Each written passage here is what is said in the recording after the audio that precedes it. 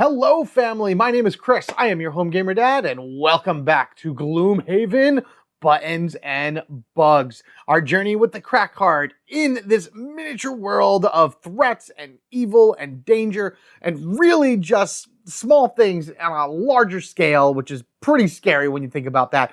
Last time we went through this, it was scenario 11, where we had to face off against a giant rat and centipedes and things that are really nasty normally, but when they're monsters compared to your size, they are tough to deal with, and that's for sure what happened over there. But we were able to survive, move ourselves forward, and the collector told us about this thing that we had to ride on to get from where we are over to the Crooked Bone, thus bringing us here to where we are, scenario 13, zipping across. Very, very thematic, right? Each one of these missions is the journey that you have to make. We're not going very far. Like, if you really line up all of the missions together and see your constant story, we may move a whole grand total of 20, 30 feet in the whole thing. That's how small we are. But that short distance that we travel, there's so much that happens to our Cragheart along the way. It's crazy. But with that said, other crazy things happen here, such as our Cragheart, what am I talking about? Our Cragheart leveling up to level 4, which means more upgraded cards, more health, and a better modifier in order to deal with the craziness that we're going to have to do while we are trying to zip across. Speaking of which, why don't we go ahead and read up on the scenario, and then we'll do all of our upgrades and get this going. Scenario 13, zipping across. Even here, there is no peace. As the collector handles the winch, you catch movement all around you. Flying creatures, pests you simply swat away when full size, descend upon you with a true sense of threat. Monsters, harrowing infection, spitting moth. Special rules. Whenever a harrowing infection is defeated, spawn one spitting moth at the start of the next round. First in A, and then in B. Goal, defeat all monsters. Alright, so it's only 2 enemy types that we have to deal with here, but the way that this works, at least the way that I'm interpreting it, is once you see the map, you'll see where they are, but there's 2 of these guys on the map and 1 of these guys on the map. I'm pretty sure that once you defeat one of those 2, it basically changes into that for the next round. So ideally, we got to defeat 5 enemies in total within this scenario in order to win, but we'd have to defeat one of these guys for one of those to spawn on A, and then we have to defeat the second harrowing infection for the second spinning moth, or third in this case, to spawn on B. It's not like you kill one and then one is A and then B. I believe if you had that many enemies, you would just run out of cards, even though we're significantly powered up in this case. We have seen these guys before, but in this combination, they are terrible. Harrowing infections, they are very low initiative, 7, 16, and 38 at their highest. Jeez. A lot of self-healing, and they do a pretty decent amount of damage. Not really much in the way of status, just some muddling, but that's still a problem. The spitting moths, they poison me, which is terrible because I'll always be doing some type of damage. It prevents me from healing at their lowest initiative of 27. 52 and 87 are pretty high. I'm very confident that I can beat that the majority of time. So I should be able to get some good hits off them and kind of lead them to where I want them to be and use my Cragheart's ability to send the pain and just destroy them while they're all around these obstacles. The only thing you do have to remember, though, is that the spitting moths do fly, so they are unaffected by all terrain effects, whether that be stuff that requires more movement to get in them, traps, all types of stuff like that. And I'll get into that again once we start talking about the map after I'm finished setting up here. But for right now, our Cragheart has reached level 4. Whatever you want to, whatever. He leveled up again. So we are at 16 health. That is pretty close to max health on that dial, which is awesome. And then in addition to that, we'll be able to upgrade our cards. I'll do that in a moment. But first, I want to show the level 4 upgrade to our modifier board. And this is insane. First thing you're going to probably notice is that minus is, of course, the worst thing because you're always going to get a negative on it. But we are seeing some really cool additions to this now, specifically within this middle one right here where we are able to heal ourselves from 1. So long as that's there, we'll be able to heal ourselves should we roll a circle or a plus. We got a bunch of muddles right there. We got some pulls. I believe that's a pull. Let me just double check. Nope, I'm sorry, those are pushes. We're able to push items away, so I gotta remember that. And then, of course, we can immobilize. So even on a minus all the way on the bottom, you should have to be doing -2, but they are still immobilized. So this level 4 is really, really good. The level 5 is, like, of course, the best one out of them all. But for what it's worth, I really like it. Especially if we're poisoned by this point, we can roll a circle or a plus, hopefully, and then get rid of that poison, because that healing will just kind of negate the poison and get rid of it, which is awesome. As far as our items go, I'll show those in a minute. First, I want to talk about which one of our cards we are going to leave behind. As a level 4, we can take the advanced form of 3 of our 4 cards. And I think the one I'm going to leave behind, I think I'm going to leave Rocky N behind. So we're going to get rid of that one, and we're going to take Lumbering Bash, Explosive Punch, we're going to take Meteor, and we're going to take Cataclysm. So all of those would be our starting hand of the 4 cards. The rest go back into the box. We're not needing them. Some really good stuff on the other side as well. We're able to put air and earth into the field quite a bit, needing earth more for anything in order to like power stuff up, make it do additional damage, movement, things along that way. So it's pretty good initiative on this side. And then the other side, 20s and 70s. So, I mean, as long as we have a good matchup of like 20s and 70s, we'll definitely beat out the Moth most of the time. The Harrowing Infections, a little bit more hard to say. And then finally, what are we bringing in with the Cragheart? So each one of the Cragheart's hands, I'm going to be giving him shields. First, we're going to take from Scenario 8, the Chestnut Shield, which is during an enemy's attack. I can exhaust this to gain 1 shield, so reducing the attack by 1. And then, of course, retaliating by 1. And then we have the Coin Shield, which we got from Scenario 12, because you always get them even if you don't play the scenario, as long as you pass it. So this was the Tinkerer's one. The Coin Shield, during an enemy attack, exhaust this to gain 2 shields. So that's a lot of defense right there, and I'm very happy with that. We're also still allowed to carry only 2 items. Once we reach level 5, we can do 3. But for right now, what I'm going to carry is the Drop of Healing Potion, which is a single-use item, and once I use it, I gain 3 health, so that could be extremely helpful in this situation. And then a Drop of Clear Water. During your turn, I can exhaust ice or air to remove 1 negative condition. The mods put in a lot of air, and if they poison me, I can use the air that they drop into the room in order to unpoison myself using this Drop of Clear Water, because that is a passive that stays on for the rest of the game. All right, let's go ahead and transform all of this into our game area. Let's go and dissolve in.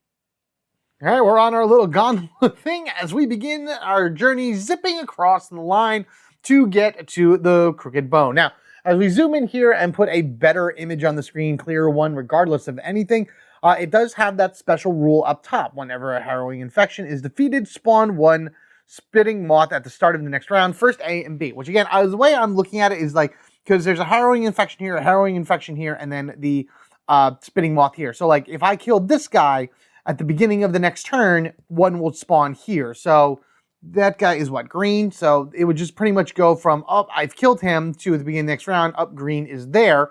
Whereas then if I kill this guy, then beginning of the next round, blue is down there. Or it could be vice versa, depending which ones I kill. It's just A spawns first and then B. Reading it, it kind of sounds like if I killed this guy, then 1 would spawn and then another would spawn. And then if I kill him, 1 would spawn and another would spawn. But that's too many enemies on the field. We don't have enough cubes in order to cover all that. So that's why I'm pretty sure that is how that works. Which, might as well just put these cubes right here. This is a tough one because you don't see the collector on here at all. This is, again, our little like seat that we're trying to get over with. Cragheart starts right in the middle, or whatever hero you're playing as starts right in the middle, and you have to just be able to figure out a way in order to get around stuff, because that Harrowing Infection, that can really mess you up real quick. Speaking of which, why don't we just go ahead and start doing some starting initiatives. This is all pre-set up regardless of anything. I'll call turn 1 in a moment, so a minus for the Spitting Moths, which of course that's going to be that, and then we'll go to the Harrowing Infection. I just went top to bottom. I always usually go top to bottom anyway. Circle, so it's just going to be right there. So those Harrowing Infections are almost guaranteed to go first. They're going to close on me, they're going to hit me for 2, and it is going to be terrible. And based on where I am, unless I get out of there some way, they are going, oh man, they're going to really wreck my day. All right, so round 1, we're going to be starting with Meteor and Cataclysm. Now, my initiative is going to be 23 for this. Even if it was 26, it wouldn't matter. Both of these go before the Spitting Moth. But neither of them go before the Harrowing Infection. So that's, of course, going to be really terrible to deal with. My goal is to kind of move a little bit out of the way with the Cataclysm and then use the Meteor's ability. Choose up to 3 contiguous objects within 4 spaces that are that's objects that are touching each other. There's really only one that's doing that, or 2 I should say, but I think I should be able to hit both Harrowing Infections with this. Does 4 damage, targeting all enemies in the chosen, or adjacent to the chosen obstacle, or obstacles in this case, because I can choose up to 3. All right, so our Harrowing Infections are going to go first. This guy, this green one, is going to attack. I am right there, so he doesn't have to move. He's going to hit me for 2. And we have our modifier right here, which is, of course, is going to be a plus, so it hits me for 3. God, I know it's early, but I don't want to take too much damage already. So we're going to exhaust the coin shield to reduce that by 2, so I'm only taking 1 damage. So I am now at 15. Oh, wow, that was a quick usage of that for sure. And now the other Harrowing Infection has a movement of 2. It wants to get up to me, so I think it's just going to go right up here, very close. And then it's going to, once again, attack me for the same thing. All right, we moved our white cube down, so now we have a minus. All right, so finally that worked out. So he's only going to hit me for 1 damage. I got off on that one a little bit easy. I could have probably retaliated against him with my other thing, but I don't want to use my, my chestnut shield yet. You know, that was 1 damage. I can deal with that. I should also mention that air was in the room from the beginning. As soon as the spitting moth went, I should say, as soon as I rolled that and the turn started happening, air was infused into the room at least once because of them. So keep that in mind as well. The spitting moth is all the way back here. It does an attack of 1. I am definitely at least 4 spaces away. So it's going to attack me and it's going to poison me even if it misses. All right, so we got that moving down 1 more time. So we are in the 3rd one. Wow, I'm getting attacked so fast already. All right, sweet. So that's a complete miss, so I don't take any damage. However, I am poisoned, which means that every time someone attacks me, I immediately take 1 damage, which is weird because I always have figured that was more of a wounded thing. But, you know, poison and wounded in this game are very odd. They feel switched to me. Okay, now it is officially our turn. I am going to take the air that, this is why I took it. The air that the spitting moth put in, I'm going to absorb that in order to use my drop of clear water in order to get rid of 1 negative condition. So I'm no longer poisoned. Hooray, hurrah. Now, because of those guys being there, let's go ahead and use my Cataclysm, but I think I'm just going to use my basic movement. And we're going to go 1, 2 up this way. Remember, green, you can't walk around. Those are solid objects there. Purple, you would need 2 in order to move into, but 1 to move out of. But then again, these are connected up here. So I'm pretty sure it's 2, 2. Yeah, I would need 4 movement to get myself over around to the other side. I could also just go through the trap right here, which is terrible. I forgot to set the health values to all my enemies, but there we go. They're there right there. So I'm going to be choosing these 2 objects right here, these 2 green, because they are contiguous. That would be, what was that? Obstacles that are touching each other with at least 1 border, and I can hit every enemy with there. So that'd be the green one and the blue one. So 4 damage first off. So we're going to use our top thing right there. 4 damage coming at the green one, which we end up getting a plus. Yes, 6. That's 6. Wow, that's massive.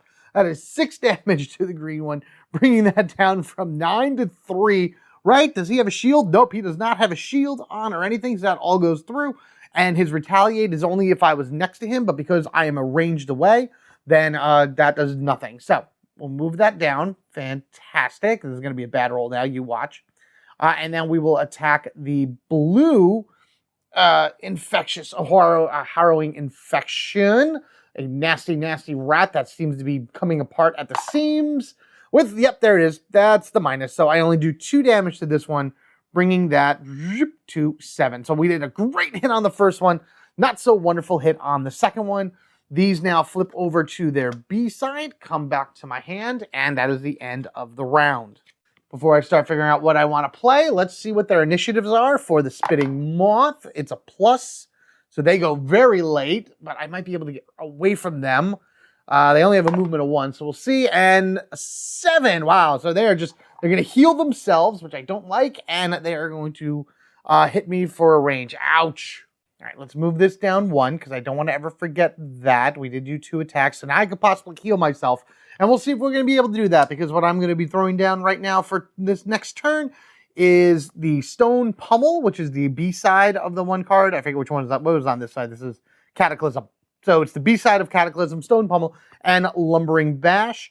I like the bottom of Lumbering Bash because it has that retaliate to it, and these the Harrowing Infections are always at me. But what I'd rather do is I'm probably going to move with the Stone Pummel, push that one guy, at least one space, that one Harrowing Infection, because I don't think he's going to move. No, neither of them are actually going to move. So I can push him into the trap to at least do some damage. He'll be next to that, so he's going to do even more damage. And then I can move a little bit closer and then do a melee strike. And that should be, I want to kill off at least one of them. So we'll see how we do. All right, so with that said, we got some air and we got some earth that have materialized within the room. I do have something that I could use that for, at least for the earth, but we're going to leave the air there in order to help us out. We got these guys going first. Again, neither are going to move, but they do a range attack of 3. If it hits me, I get muddled, but I can always clear that using the air. So this first Harrowing Infection is going to attack me. This one's going to hit me next. Let's just heal them. Boo. So 7, and this guy's all the way back up to 9. So even though I do the big hits, they heal themselves pretty quickly. All right, so all 3 guys attack, so that's moving down pretty quickly right there. The green enemy gets a minus, so that's -1. So it actually does no damage to me, but does muddle me. Let's go down. I'm getting really lucky on that right now. And the blue guy is standard. Okay, that would have been either, it was 0, 1, or 2 damage. It's only doing 1. All right, so that's down to the bottom. Then our Cragheart is at 13, and we are muddled. But again, I can just use the air in order to use my drop of clear water in order to get rid of that, which actually I'm going to do right now. So let's grab this air, remove it. Let's remove our muddle condition. And now it is our turn. We're using the bottom half of the Stone Pummel, so I get an up to 2 movement. So I'm going to move 1 right here next to this guy right there. And then I get to push them up to 2 spaces. It should all be up to. Let me just make sure. Yep, little booklet actually helps out here. Push allows you to move the target a number of spaces up to the push value. So I have a push value of 2. I'm literally just going to push him right over there, not only onto this trap, which will immediately deal him 2 damage, and the trap stays there. It doesn't like disintegrate or anything like that. So he is down from 9 to 7. But because of the bottom of Stone Pummel, it's if I hit him adjacent to an obstacle, he deals 2 more damage. Boom, boom, he is at 5, which is awesome. So they're both at 5 now. Now, what I could do, I have a movement of 2 and an attack of 5. I could just move myself in. I have a movement of 2 and an attack of 5. Yeah, I'm going to actually go 1. I can't go to the purple spot right here because I need 2. I would have loved to do that in order to get myself a little bit further away from the moth, which I think no matter what, I would still be in range of it, but that's all right. So we'll just move that 1 right there, and we will attack. Let me just make sure I'm in my right spot here. Yes, because I said that I was going to hopefully heal myself for here. So with that said, let's see what we can do. We get a plus. Awesome. So we get an additional 2 damage, and we get to heal ourselves 1, but that's more than enough in order to take out this first Harrowing Infection. All right, fantastic. So this is off the board for the moment. We have killed this one, but as stated, it's going to come back in the beginning of the next round. So we're just going to leave that right there for right now. We'll deal with the special rule in a little bit. The Spitting Moth now goes because we have finished both of our cards. It will move 1. I think I'm actually in range anyway. 1, 2, 3. I'm in range regardless, so I don't think it would move. I think it would just kind of flutter right there and attack me from afar. So it's going to do, oh God, it's going to try to hit me for 2 damage, and that goes back to the top. All right, let's see what it can do. It can do 3 damage to me. Ow, oh man, ouch, come back here. Do I want to do the other thing? No, I'm not going to use the Chestnut Shield only because that retaliate wouldn't have any effect on it. 1, 2, 3. Because I have specific cards that mention like the bottom of my Lumbering Bash puts up a retaliate for anything that hits me from within 3 spaces away. That's just a basic melee strike attack. So not going to do that. I'll wait on that because I'm pretty sure the other Harrowing Infection is going to come at me. Stone Pummel is being discarded, so I'm just going to kind of put this over to the side here. This will then go to the B side and back to my hand. Earth wasn't used, so that goes away. Now it's the beginning of the next round, so this actually comes back here. This is the first one spawned, so that is an A, and that is a spitting moth. So we have 2 spitting moths here. There we are. So 2 and 3 are spitting moths. 1 is the last harrowing infection. So with that, let's figure out their initiative. Both of these spitting moths, and the problem is they go so fast. Look at that. They go so fast. Oh, and they're going to be poisoning me like crazy. All right, so that's for them. And this last harrowing infection is probably going to walk right up on me. Oh, no, he's not. He's going to hang out back there, heal himself. They're going to make me go to them. Oh, that stinks. So no matter what I play, they're going to go before me because my lowest initiative in hand is 28. So no one's moving, so they're just going to stay there. They're just going to stand there and pick me off from far away. I have my explosive punch, and I have my blind destruction, which I'm going to be using. Explosive punch is actually pretty good. It's a 3 attack plus 1 damage if my target is adjacent to an obstacle, and I can target 1 enemy within 3 hexes if I'm adjacent to an obstacle, which I am. So I don't know. Maybe I don't go after the harrowing infection. Maybe in this case, I just kill the spitting moth so I don't have to deal with as many of them as I can. Because I can use the bottom half here to jump. I move 3 and jump. So that means I will avoid all obstacles so long as I land on a regular space. And then I get a base attack of 3. This moves down 1, so I do have the possibility of whiffing it. But I'm getting close to that ×2. Not a bad thing in order to consider. But unfortunately, the first thing we're going to consider right now is all of this other craziness. So my air gets put into the field because of the spitting moths. So some air there. Harrowing infection number 1 goes. He will heal himself for 2. So he is back up to 7. Kind of another reason why I want to just get to the moths. I want to kill them and maybe just knock them out before I kill this guy to bring in another moth. He healed himself 2, which is technically the last thing he does, but that's okay. Range of 3, which I definitely am, attacking me for 1. We did that, so we move down once again. Hey-ya! -1, fantastic, but again, I am still muddled. And that drop of clear water only works on 1 negative effect, and I'm pretty sure I'm going to get, I'm guaranteed I'm going to get poisoned, so I gotta figure out which one I would rather have. Because now both of these guys go, so it's going to be 2 attacks, so I'll move this down 1 for the first attack. So this will be for purple. I'm definitely into 4 range of both of them. So purple right now completely misses, but again, I am poisoned. But we'll figure that out in a little bit. So we'll do that. Down 1. Now blue, because that is now a spitting moth, hits me for regular damage, which is 1, and regardless of anything, that will poison me. Again, thought about using that shield, but I don't think I'm going to. I need to get rid of this poison. I could just immediately get rid of this poison by the drop of healing potion, but I feel like that's a waste. I could use that 3 health for something else. But now that they have gone, it is my turn. Let's see what we can do.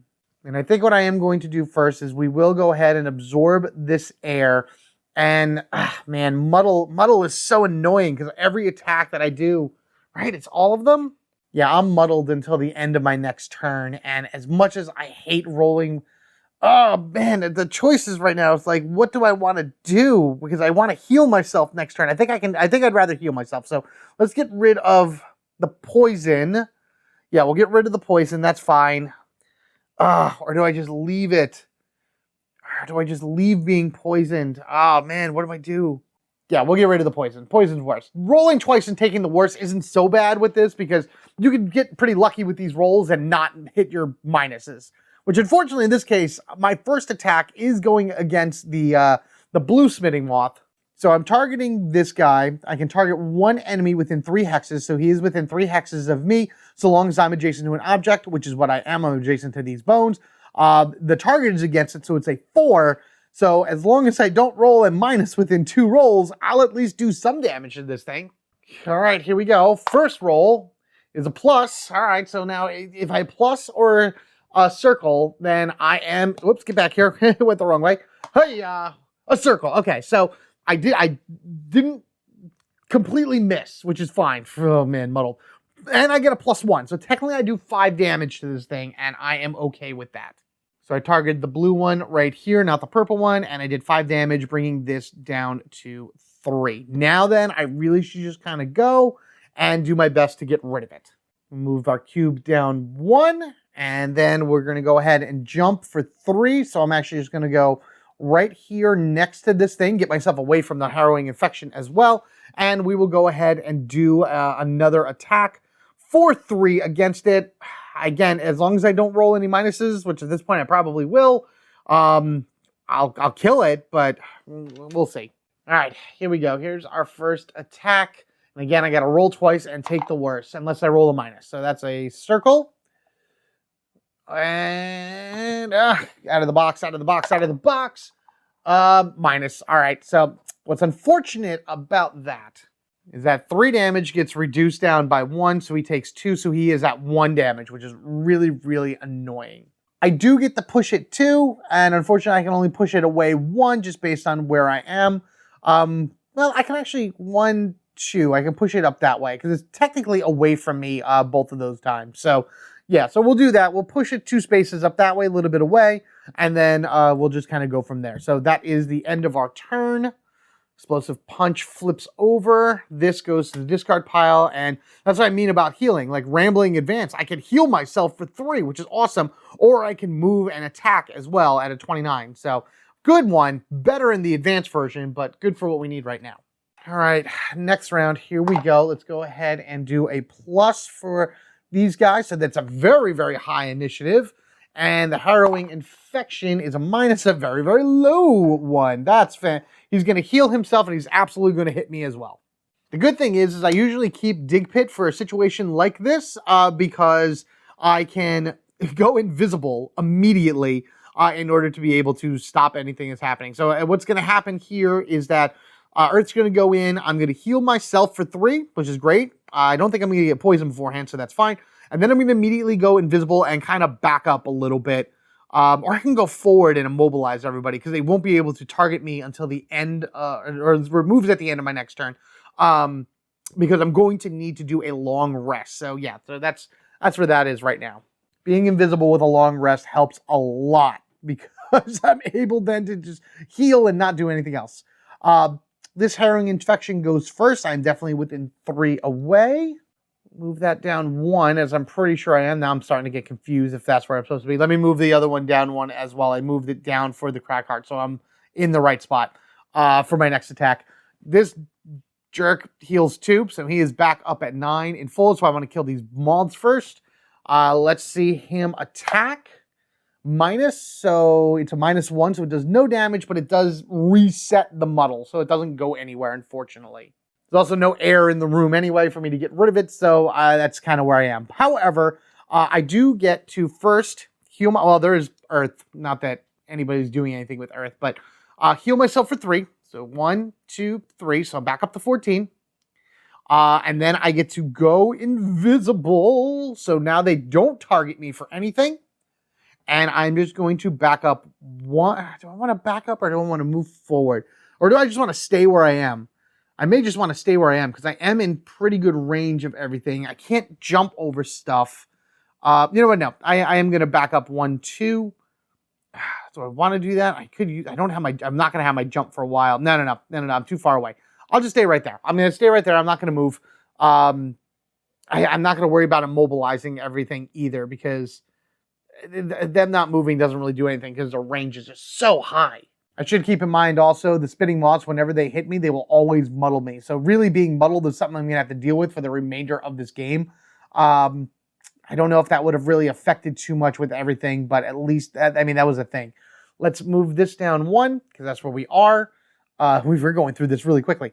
The moths are actually not going to do anything because they can't target me because I'm invisible, and they can't do anything to me otherwise. So that's actually really good that I avoided that. And now that we have finished this up, both of these are going to go to the discard pile, but I'm just going to grab these 4 right now because what we need to do is we need to do a long rest. So just, I'm not even going to roll their initiatives because I have to take a 99 initiative. Well, no, I should. I should see if this, well, he's already at full health. Well, let's see. Hold on. Let's see. Let's see here. Minus, actually, no. Maybe this is a good thing. So we're going to do that. So we'll put that into the air, or air into the air. And these guys are also a minus at a 7. Okay, I am a 99 initiative. These guys can't do anything because he's at his full health, so that's that. The spitting moths also don't do anything because they don't see me, but they put air into the room, which is going to be very, very helpful for me right now. because it is officially my turn. I'm going to go ahead and on-exhaust my coin shield, so I get that back. I gain 2 health back from long resting, so I'm back at 16. Now, the problem is I have to figure out one of these cards in order to forget, which is the only thing I don't like about Buttons and Bugs, is because ideally getting rid of one of these cards gets rid of 2 cards in one shot. I know that's kind of how the game works of sorts, but man, it limits you quite a bit. I'm actually going to get rid of my explosive punch. I know it's my weakest one here because it's my only level 1, but getting rid of this gets rid of my heal, but I have other things in hand that I'd rather use for this turn. Speaking of which, before we end the turn, let's go ahead and absorb that in order to get rid of our muddled conditions. This way we don't have to worry about that. It is also at the end of this turn, so my invisible has gone away as well. So short turn right there, but enough in order to get done what we needed to get done. We still have the blue guy is pretty weak. I got to kill that other infection and this guy right here. However, I think I have a pretty good plan. First, let's give these guys their initiatives. 87, that actually might be really, really helpful. And we have 38. Oh, I think I can go before both of them. Oh, that would be amazing. Why, yes, I can. Fantastic. Lumbering Bash and Cataclysm are going to be played. So first thing first, keep in mind that we have ourselves some earth that's going to be popped into the room right there because of Lumbering Bash. The goal of this then is because of where they are positioned, I can actually hit every single enemy within this range. So long as I need to, can I hit everybody? No, I have to be within range 2. Whatever spot I hit, it has to be within range 2. So I actually don't think I can hit all of them, but I can definitely hit the Harrowing Infection and the other blue moth. So that purple moth can't be hit yet. But regardless, I can absorb that in order to immobilize them so they can't go anywhere and increase the damage. Then I can just move. Maybe I'll move first. Maybe instead of putting it with Retaliate, I'll move. This way I can hit everybody within it. Yeah. Let's try that. All right, guys. Let me know what your ruling on this is, but I'm telling you how I'm going to play it. You have the Cataclysm right here, which has that massive area of effect to it. I actually can't get both of these guys, because where are you? You're here. You're on top here. If I target this spot, is it weird that they're like on top of each other? It doesn't seem like they should be. Well, I guess it's kind of oriented in a way like that. 1, 2, 1. I need to target here. So if I target this spot in the middle, say I move 1, 2, I move right here, and I target this spot in the middle, do I have to roll and take the worst for the green because he's adjacent to me? Even though I'm technically not, this is a ranged attack ideally because it's a range of 2 that you're targeting, but whatever spot you're hitting is where the splash damage is. So I'm hitting here and effectively hitting everything around it. I am not rolling twice and taking the worst for green or blue based on where I am right now. Just because to me, this is splash damage. This is I'm targeting this spot, so these guys are on the side are getting hit with the residual of the attack. Is that the truth? I don't know. I'm not 100% sure, but that's the way I'm playing it. It's also very risky of me being right here because these guys are absolutely going to hit me back. So let's absorb our earth in order to be able to do 3 points of damage, at least to everything around here. And honestly, I'm going after the moth first because even on a terrible roll, I kill it, which is a terrible roll right there. So that's 3 minus 2 is 1. It itself only has 1 health left anyway. So blue is officially off of the field. For those of you that were saying I should have rolled twice to take the worst, that's the worst regardless of anything. So that's kind of how that works. Green now is going to get hit. Hopefully I kill this thing. Aha! Perfect. I'm just kidding. I'm taking the plus, but I'm just kind of curious what I would have rolled otherwise. I rolled 2 pluses anyway, so haha, fate has told me that I was right. 1, 2, 3, 4, 5. Once again, this thing is whoosh all the way down. This is down to 4, and it's not healing this time, which is great.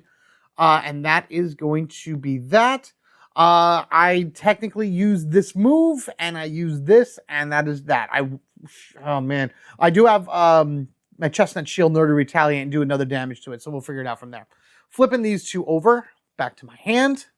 But now it is, whose turn is it? It's 38, so these guys are going to go first. They're moved to attack. There's nothing in the room to absorb. Hallelujah. Actually, he would have hit me back anyway because, well, no, again, ranged attack. I'm hitting here. That's splash damage. So his retaliate. You know what? I'll say that I am muddled now because of his retaliate ability, just to make that a little fairer. Seems like the best compromise, and we should be on the bottom rung. I'm running off of the bottom rung. I don't know if I should have moved it at all, but we shall see. It is a circle. That is a 0. So this guy is doing 2 damage to me. I'm just going to move this up top because he doesn't get any of the other stuff because there's nothing there for him to absorb. However, in this case, I will go ahead and trigger the chestnut shield, which will reduce it by 1. So I'm at 15, and we'll do 1 damage back to him, bringing that infectious disease down to 3. All right, so let's move him down to 3. And what do we got here? This guy moves 1 and a range of 4, which again, 1, 2, I'm in that range already. I think he would just stay back there and try to hit me the best he can. So let's, I move that up. So that is up top. We roll it as a -1. Okay. Oh, no, wait. Oh, wait, no. No, it was down already. That was -2. Oh, no, I hit a 0. No. Yeah. Then we moved up. Okay. So now he's hitting me for 2, -1, so 1 damage. Okay. I'm always trying to keep track of this stuff. Always got to do it. That's my one problem with this game is keeping track of the of these modifiers as you go along, which I'm going to switch that right now. Okay, that could have been a whole lot worse. We are now back at initial initiative. Let's roll here for our moths at 87. Let's roll here for this dude at a 16, and he heals 3. I don't like that. I don't think I'm going to be able to go before him either. Yeah, no matter what it is that I play, this actually should go down 1 as well. That infectious disease or harrowing infection is going to go before me, and it's going to heal itself 3. I have to play Stone Pummel and Meteor together because this is the A side and that's the B side. So this will go to the discard pile, and this will flip over and give me another turn of something to play with. I wish I could get into that middle spot in order to be able to hit them both, but that dang spitting moth just will not leave that area, and I don't have any means of gaining any extra movement. I would need 3 movement in total to get to where I want to get to, and I just don't have it. There's no way I can get it from this card in order to play here. 2 is the best I got. But what at least I can do then is I can move, add +1 to all my attacks this round, and then hopefully try to kill this thing. I do have some air in here as well, so at least I can clear out a muddle right before I go. We'll see what happens with this guy. So we know he heals 3, so he's up to 6. Man, these guys are awful. Oh, I hate this healing. And he is going to hit me for 2. I did move that, so that's fine. We'll see what happens here. Let's either hurt a lot or do a massive amount of damage like that. So that's 4 damage coming at me.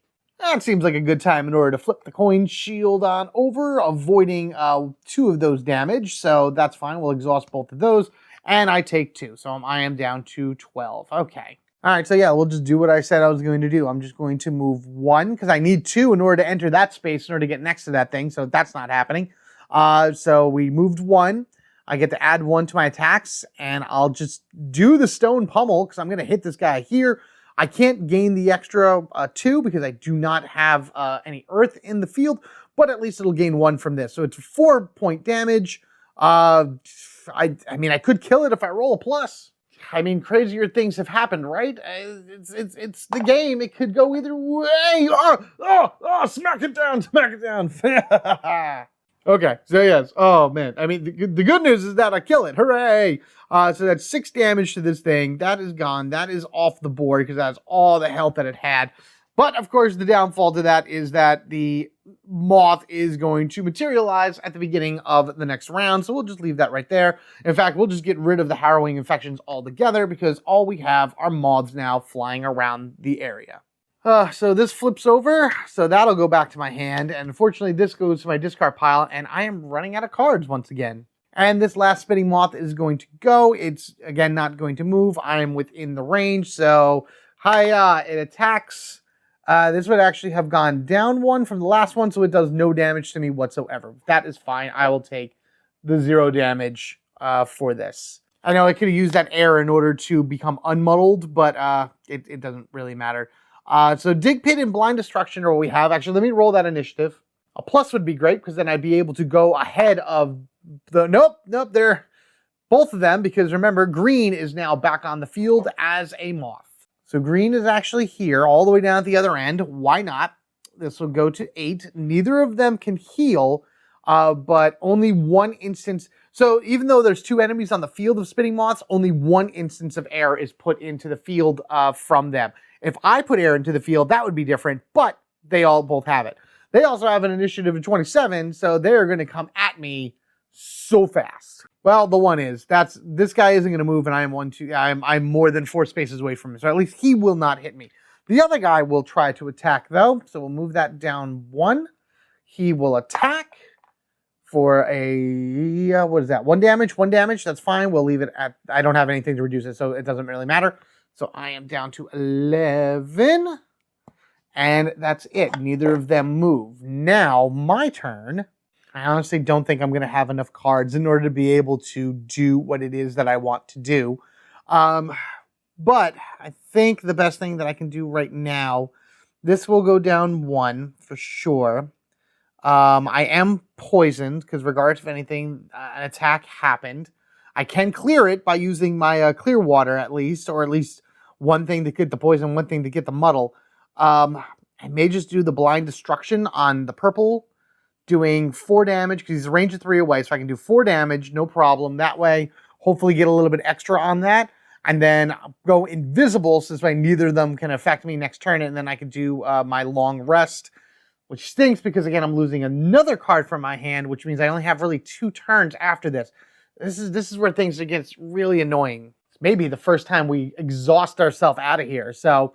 4 damage going after the purple one. Let's see. I could heal myself, which is actually, I'm going to use this in order to get rid of the muddle. So I'm not muddled. I am poisoned, which is fine. But if I do that +1 heal, then that'll get rid of the poison. All right, so that's exactly what I thought was going to happen. Unless I roll the minus, it doesn't really matter. But so that plus heal got rid of the poison, which is great. I do now 5 damage to this thing. Going from 8 down to 3. They don't have much health, and you can beat them really fast. It's just a matter of doing it. And then I get to go ahead and go invisible and move 2. So I'm actually just going to move 1. Oh, no, I will move 2. I'll move 2 right down in over here, right in the middle, back to where I started. And now I am also invisible, so neither of them are going to see me at all. They both go into, all this goes into my discard pile.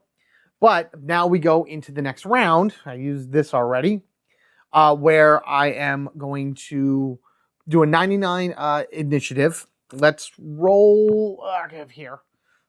Roll that up really quickly. So they would go at 87. It doesn't matter because I'm invisible. It was also just a curiosity if I was going to, get an air, but I don't really need anything for air right now. All right, so I can heal myself as well. Well, I can't because I'm unexhausting stuff, but I do get to heal myself too. So I'm at 13, which is great. I do have some retaliation to me, some blockage, so I can keep that. So that's good. That is the end of this turn, and we are now going into the next and one of the last 2 rounds for... Oh, no, I got to get rid of a card. I'm going to get rid of Cataclysm. The problem is that their range is so huge that I'm not sure exactly what to do. So I'm actually going to do something else. Instead of moving on to that spot, I'm going to retcon this. I'm moving right next to this guy. So I'm adjacent to him. I ended my turn adjacent to him instead of moving down 2 spaces down there. Because I believe, up here. Yes. So I moved 2 down. Instead of moving 2 down, I moved 2 over here. Just so I can get adjacent to him so I can try to kill that thing better. But the Cataclysm I'm getting rid of just because I can't really use... I can use the movement, but I need something that can hit things better at a closer range. And to do that, I have Lumbering Bash, which will do 5 damage, which should at least kill one of them. And then I can figure out what to do here with Meteor, because these are my last 2 cards. I'll play this side, and then that's it. Then that's game over. So I have to kill these things now. And this guy would actually move closer in as well, so that would be nice, because I don't think 1, 2, 3, 4... No, I am not 4 spaces away at this point. So, got to do Lumbering Bash, got to do Meteor at the same time. So, 23 obviously is my initiative. I do put some Earth in. It's kind of like a whatever. I don't want to get too close to that thing. Yeah, we'll just... I may just forego the Meteor abilities. And I just gotta hit him. I'm just gonna hit him. Let's go. Let's go. I'm not moving. I'm just doing 5 straight damage to this guy. Please, please do not roll a minus. It's a circle, which is a +1. That's fine. So it's 6 damage. More than enough to kill this thing. 3, 2, 1, and dead. So that's 2 down, 1 to go. I don't think I'm going to be able to kill it. I'm going to take my 2 movement and just move right here, because it's going to move 1 and then 1, 2, 3, 4. Well, I guess it doesn't really matter, because even it's going to move 1, 1, 2, 3. It's going to be, I'm going to be in range regardless. So I'm just going to go 1, 2, actually. Move down off a thing into there. Oh, no, never mind. I am going to do that because I need it to move forward 1. So it's this moth's turn. It's going to move 1. It's going to move 1 right there. It's flying, so it does not actually hurt itself on that thing. It now has a range of 4, which is where I'm at, and it's going to try to hit me for 2 damage. Yeah, that's where I am. I think it has a possibility of doing it ×2. I have the possibility of doing it ×2 as well. So I may win, depending on what happens here. It does a minus, so it's -1. So it only does 1 damage to me. What's nice is even if it was ×2, it would only been 4 damage, and I would have been okay. So with that all said, this flips over. These are my last 2 cards of the round. Blind Destruction, which is a range of 3. This is not in there at all. A range of 3, 4 damage. I'm on the ×2 thing, so that actually could kill it. And then, of course, me going invisible, but I don't even think I'm going... I shouldn't really even do that. Let's give our moth its initiative to see what it does. Minus, so it's right here. And all technicalities, I am muddled because of their special ability. No matter what, if they attack me, I am always muddled. Now, this guy is going to try to attack me again. We'll move this down, and he's going to attack. He's going to attack for 1 at a range of 4, so he absolutely hits me. -2, so he does no damage, but I am poisoned. I'm just going to leave that poison on. Leaving that poison doesn't really matter at all at this point, because I'd rather just get the muddle out. And there is air in the room because of the spitting moth. Now, I'm going to immediately absorb that air in order to get rid of the muddle, because I don't want to be re-rolling everything 1,000 times. I am out of range of this right now. I need to be a range of 3. So we'll use the bottom of Dig Pit. We'll go 1, 2, and we are right next to him. I now have a range of 3, a 4 attack. I need to roll a plus. If I do not roll a plus, then I'm just doing 4 damage to this thing, and it is game over, because both of these go into the discard pile, and I can't pull them both back into my hand. All great and powerful dice gods, I beseech thee, give me the power to roll what I need. Heart of the dice, heart of the dice. Let's go, let's go, let's go. Big attack from our Cragheart. 1, 2, 3. Booyah, baby. Fantastic. Blind Destruction rages down on this thing, squashes the moth, destroying it for good, doing 8 damage, ×2 hit. Wow, oh my goodness, oh God. Oh, that's it. That's the end of it, because then these would go to my discard pile, and I have then finished that off. Holy jeez, I can't believe that happened. The platform stops at the window of the Crooked Bone. You step through the window, expecting more trouble. When nothing happens, you are relieved for a good half a second before the collector interjects. Shrinking isn't Hale's only trick. Next, we'll need to deal with the Bouncer. Great. Play scenario 14, the Bouncer. Coming down to the bitter end on this one, that's for sure. My goodness. Because again, if I had rolled anything other than the plus, I was game over, and I would need to redo the scenario anyway, which under normal circumstances, if that would have happened, I would have just said that I've beaten the scenario for you guys, read that anyway, and then in the next episode, we would move on to the Bouncer, which was a really cool PS2 game, by the way. I don't know if anybody have ever played that, but that was a lot of fun beating things up like that. But in this particular one, the Bouncer in this case is a giant construct, stuffed construct, I believe it's called. And it is one enemy that we have to fight, but of course there's multiple things to it. I am considering this our next boss. So that is going to be a lot of fun in order to handle and deal with and figure out what we want to bring into that, because we are again level 4, have both of our hands and up to 2 items. So I got to figure out what I want to bring that will help me out the most in order to deal with this thing. So I got to do a little research on it. However, for this one, ta-da, we have finished zipping across. Guys, let me know what you think of this down in the comment section below. Have you gotten this far with your own Gloomhaven Buttons and Bugs campaign? Who are you playing as, and how did you handle this situation? I mean, the biggest problem that I have with it is that once the other moths spawn, they spawn like in A and B on this side, and if you don't deal with the moth up here first, then they're so far away and you're trying to run around and kill everything. It's just a matter of getting those good AoEs together in order to defeat and injure as many enemies as possible. But again, those infectious diseases, they love to heal themselves, which is just as worse. I hope that I played that as smoothly as possible. I'm sure you guys out there will let me know if I did anything wrong, especially whenever I ask like specific rule questions about what you think should be the case and how it is that I play it and how I'm ruling it for this game.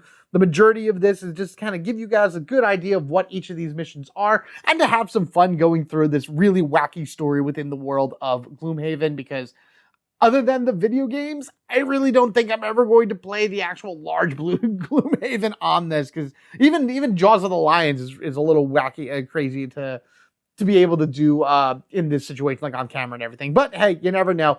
Never know exactly what the future is going to bring. All I know is that next time on Gloomhaven Buttons and Bugs, we fight a boss, and it is going to be wild. So to be sure that you don't miss that or any other games that I put out for you to enjoy, be sure you are subscribed to the Home Gamer Dad. If you wish to help the channel even further, there are ways to do that down in the description section below. I'm going to leave a link to the NobleNet Games Gloomhaven Buttons and Bugs, so you can check that out. Hopefully it's on their website. I haven't checked in a while, but if that's the case, it's there. There'll be an Amazon link as well. Those are affiliate links that go a long way to helping the channel, should you use them in order to make any type of purchases or anything like that. But regardless of any of that, your view, your like, your share, commenting on this video, and of course subscribing to the channel go a long way to helping this grow. I'm looking to kind of finish Buttons and Bugs as soon as I can, because we're pretty close to the end. And of course, boss fights are always a fun thing for all of us to witness. So until next time, you guys have a good one, and I'll catch you all later.